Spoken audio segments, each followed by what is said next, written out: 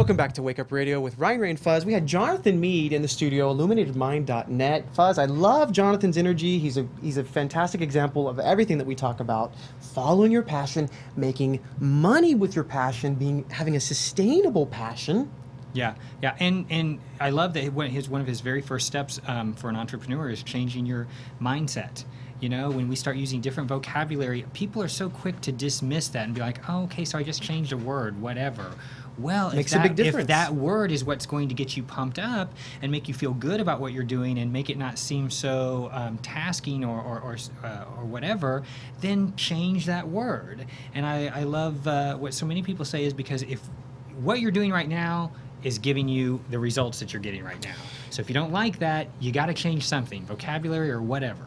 I really loved when Jonathan mentioned about, in the beginning, he had this goal to have 2,000 people sign up to his blog. And he gave himself, like, what did he say, like a month, 2 months? And in the end, he didn't reach the goal. Okay, most of us would have been so discouraged that we would have just said, forget it. No one's going to come. Who wants to see my stuff anyway?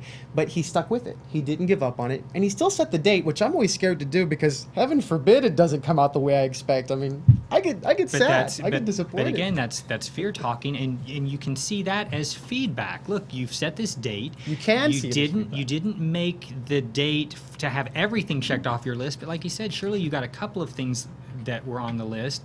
And so now that date becomes nothing but feedback. Okay, by this particular date, I accomplished this and this and this, but I need to still do this and this. And so you adjust accordingly and you just keep moving forward because look, you can't change the past, but you can do something about your future. So adjust that date and keep persevering. Yeah, absolutely. And we've got illuminatedmind.net bringing it up on the screen for you right here. I mean, there's all kinds of fantastic resources. He's got 7 keys to discovering your passion. There's all kinds of great stuff here. If we can get to pull that up on the screen. Thank you very much, Lilia.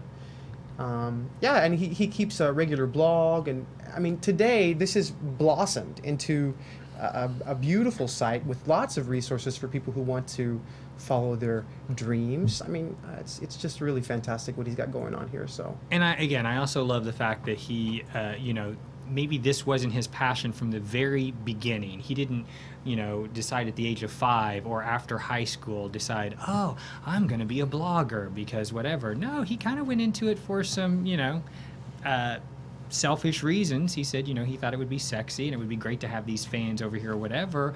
But through that, I mean, it was an action, be it the right one or whatever, it was an action. And through that, he actually found his passion. He was like, no, I can contribute. Because that's what he was looking for the entire time in all those other jobs, is a way to contribute, a way to be a part of, a way to feel like the energy that he was exchanging for money was worth it. And meaningful. Absolutely. And someone told me a story just the other day about a dairy farmer finding meaning in his work. And someone else who had just come in on the back end, not really able to find any kind of meaning. Well, this dairy farmer felt, I'm giving food to thousands and thousands and millions of people all around the world.